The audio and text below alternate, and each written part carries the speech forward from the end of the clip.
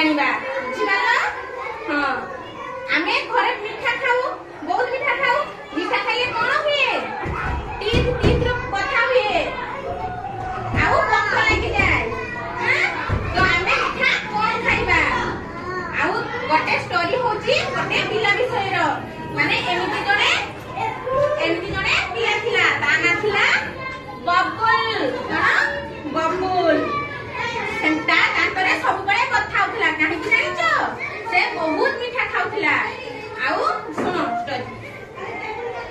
दिने बबुल रो दांत बहुत कथा होला। ता मां जानि पाए ये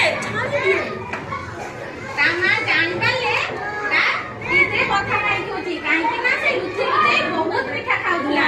सेथि पाई ता मां मीठा गुडा को लुचि गोटे जगह रे लुचि की रखि देथिले। तापरे भी से ढूंढी ढूंढी खुजी से मीठा सबु बेले खाउथिला। आउ दिने एते जर कथा हला ससरे से आउच कहिला। जतरे से मीठा खाउ आउच कहिला पुनी ता मम्मी जानि पाले से लुचि मीठा खाउची। पुनी जाई ताकू धरिले। तापरे ताकू डॉक्टर पाखो नै गले।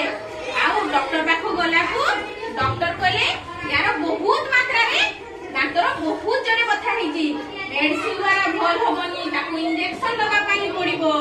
बुझि पाइलो? तापरे डॉक्टर ताकू सुई देले, इंजेक्शन देले।